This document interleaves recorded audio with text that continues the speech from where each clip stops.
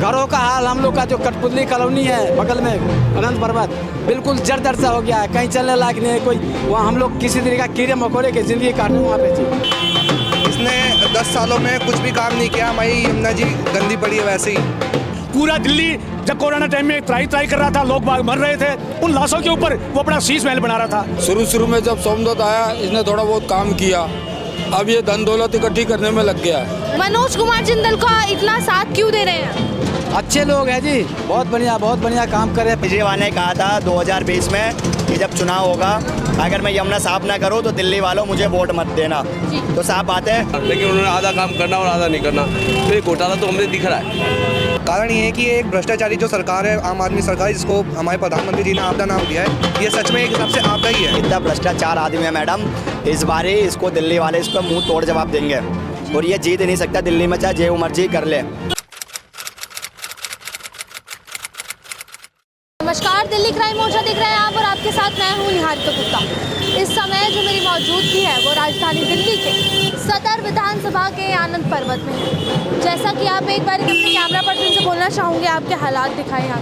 आप एक बार यहाँ के हालात देखिए, यहाँ पर जो है जन सैलाब बढ़ता जा रहा है, यहाँ पर लोगों की भीड़ इकट्ठा हुई है मनोज कुमार जिंदल का स्वागत करने के लिए। मनोज कुमार जिंदल जिन्हें बीजेपी भारतीय जनता पार्टी ने प्रत्याशी चुना है सदर विधानसभा के लिए, और लोगों की जो उम्मीदें हैं वो उनसे काफ़ी बढ़ती हुई नज़र आ रही है, क्योंकि यहाँ के पिछले 12 से 13 साल के विधायक सोमदत्त शर्मा ने यहाँ कुछ खास काम नहीं करे। अगर हम सदर विधानसभा की बात करें तो यहाँ पर जो है लोगों को पानी की समस्या है, पानी ना ही समय पे मिलता है ना ही साफ मिलता है, बिजली की समस्या लोगों को झेलनी पड़ती है। और आप एक बार यहाँ की गलियों के हालात देखिए, सारे जो यहाँ के रोड है वो टूटे पड़े हैं। और वहीं अगर हम बात सीवर की करें, नालियों की करें, तो वो हर समय यहाँ पर ओवरफ्लो रहते हैं।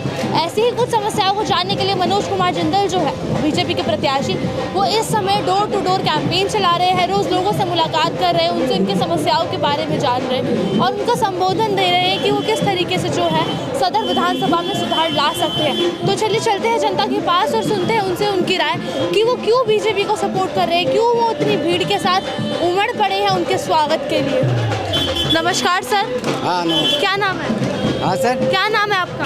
नाम साजन मंडल। यहीं के रहने वाले हैं? यहीं के रहने वाले। मनोज कुमार जिंदल का इतना साथ क्यों दे रहे हैं? अच्छे लोग हैं जी, बहुत बढ़िया काम कर रहे हैं, पहले भी करे हैं और अब जीतेंगे भी और अच्छा काम भी करेंगे। क्या उम्मीद है उनसे? उम्मीद हम लोग को उम्मीद ये है जो पानी बिजली सब जो चल रही है, जो कहते फ्री है, ये कोई फ्री नहीं है सर। ये हम लोग की ज़बरदस्ती जैसे घरों में घुस करके 1000, 1.5 लाख, 1 लाख 50,000 ऐसे करके बिल लेते हैं बाद में।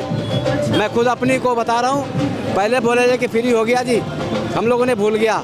6 महीना के बाद जो है 70,000 रुपये मुझे भरने पड़े बिल, बिजली का बिल। हाँ जी, इसलिए वो सारे झूठे वादे करते हैं, ये देने वाले कुछ नहीं है। अभी कह रहे थे कि 21,000 रुपये दूंगा जी, वो देने वाला नहीं है जी 1 रुपये भी। अच्छा जी। सोमदत्त शर्मा ने कुछ काम नहीं करे यहाँ के विधायक? कभी नहीं किया, 15 साल के अंदर में कभी नहीं किया जी, कभी नहीं किया। सारे सड़कें टूटे हुए, नाली सारे खराब, घरों का हाल, हम लोग का जो कठपुतली कॉलोनी है बगल में अनंत पर्वत, बिल्कुल जर्जर सा हो गया है, कहीं चलने लायक नहीं है कोई। वहाँ हम लोग किसी तरीके का कीड़े मकोड़े की ज़िंदगी काटने वहाँ पे जी।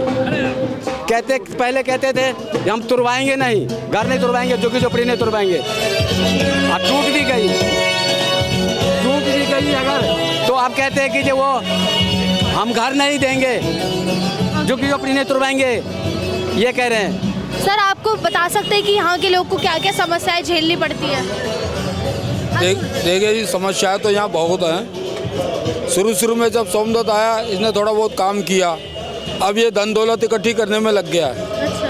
अगर इसका सर्वे किया जाए तो ये भी ब्लैक लिस्ट में आएगा। अच्छा।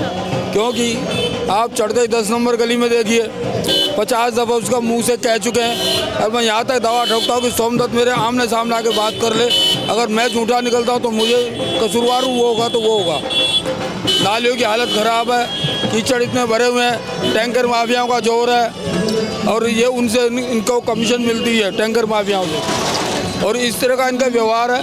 और अब तो जो है अपने बटोरने में लगा हुआ, काम के मामले में कुछ नहीं। हालांकि हमारे साथ अच्छा मेल जोल था, लेकिन अब इसने सब कुछ ठगों को इकट्ठा कर लिया, ठगों की पार्टी इकट्ठी कर रखी उसने।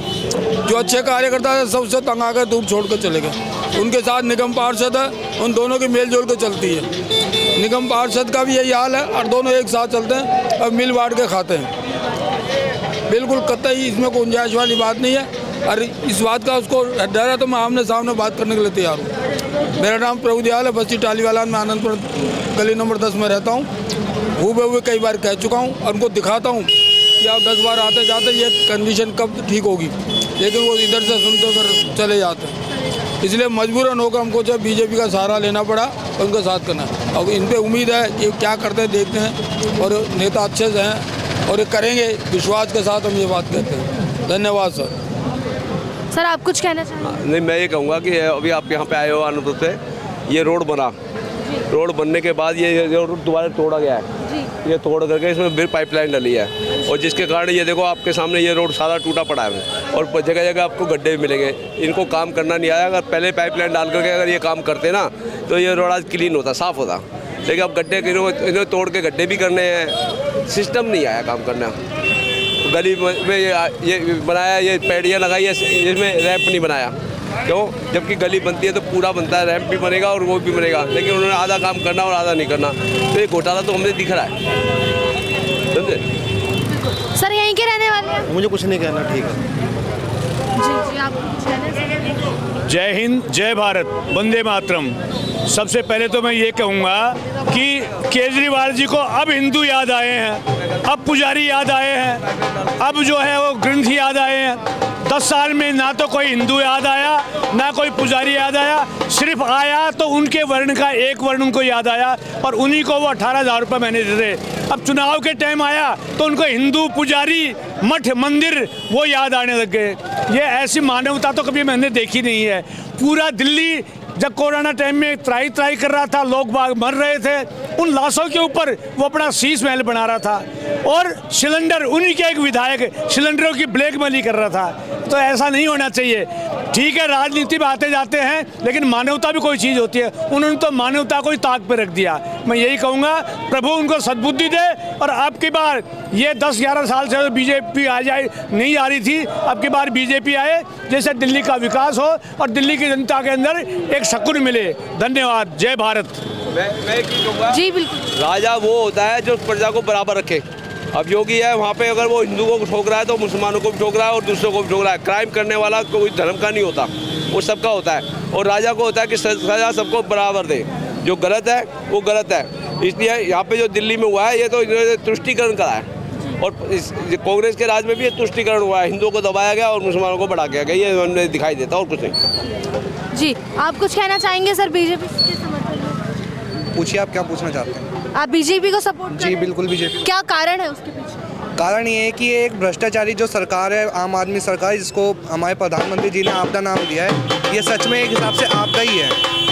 इसने 10 सालों में कुछ भी काम नहीं किया। हमारी यमुना जी गंदी पड़ी है वैसे ही, और टूटी सड़कें। 15 मिनट के बारिश में जो हमारी दिल्ली है वो पूरी झीलों का शहर बन जाता है। उन्होंने बोला था झीलों का शहर बनेंगे, लेकिन 15 मिनट के बारिश में जो हमारी दिल्ली है वो पूरी झीलों की शहर बन जाती है। रोड पूरे टूटे पड़े हैं, गंदा पानी आ रहा है, कोका कोला की तरह काला पानी आ रहा है पीने के लिए। कहते हैं कि नल से घर तक जल पहुंचाएंगे, वो अभी तक पहुंचा नहीं है। जो भी पहुंचा वो नाले का पानी पहुंचा है। तो क्या सोमदत्त शर्मा ने यहाँ के लिए कुछ काम नहीं करे? कुछ भी काम नहीं किया। इलेक्शन के 2-3 महीने बचे तो वो नारियल फोड़, क्या काम करे आप? झूठे वादे करे ना यहाँ के लोगों झूठे को। वादे किस तरीके के? किस तरीके से यहाँ पे ही देखिए ना, रोडों का हाल, और यहाँ पे लोगों के यहाँ पर भी लोगों के बिजली के बिल आ रहे हैं। सोमदत्त कहता है बिल नहीं आते, और यहाँ पर भी लोगों के ऐसे लोग हैं, आप इधर से इधर जाएंगे तो 2-4 लोग आपको अभी भी दिख जाएंगे जिनके बिल आ रहे हैं। बीजेपी पार्टी जीत रही है और आम आदमी पार्टी अब टेंशन में जा रही है। ये लोग टेंशन में, जो है ना, ये जो फर्जीवाल, ये चुनावी हिंदू बन के आते हैं, फिर उसके बाद ये क्या नाम है, कहते हैं कि हम मस्जिद वाले में जो नमाज पढ़वाते, क्या कहते हैं, उनको हम सैलरी देंगे। अभी 3-4 महीने से उनकी सैलरी रुकी पड़ी है। 18,000 रुपये सैलरी का वादा किया था 18 महीने से। हाँ, मुलानों को सैलरी देंगे, उनकी सैलरी अभी तक रुकी पड़ी है। कह रहे हैं महिलाओं को 2100 रुपये देंगे। जब वो उनकी सैलरी नहीं दे पाए तो महिलाओं को 2100 रुपये कहाँ से देंगे? जो मेल के बात पर मैम, केजरीवाल ने कहा था 2020 में कि जब चुनाव होगा अगर मैं यमुना साफ ना करूँ तो दिल्ली वालों मुझे वोट मत देना। तो साफ बात है, योगी जी भी नहीं आए। योगी जी ने भी बहुत बड़ी बात कही कि मैं अपने कैबिनेट मंत्रियों के साथ अगर गंगा जी में स्नान करता हूँ तो क्या आप भी अगर इतना दावा करते हो तो आप भी स्नान करिए यमुना जी में भाई, अगर बस की है तो। अब वही वाली बात है ना कि वो यमुना जी का हाल तो गंदे नाले की तरह इन्होंने बना रखा है। अब गंदे नाले में है तो खुद भी नहीं जा रहे और लोगों की हालत भी बहुत बुरी कर रखी है। इतना भ्रष्टाचार आदमी है मैडम, इस बार ही इसको दिल्ली वाले इसको मुंह तोड़ जवाब देंगे और ये जीत नहीं सकता दिल्ली में, चाहे जो मर्जी कर ले।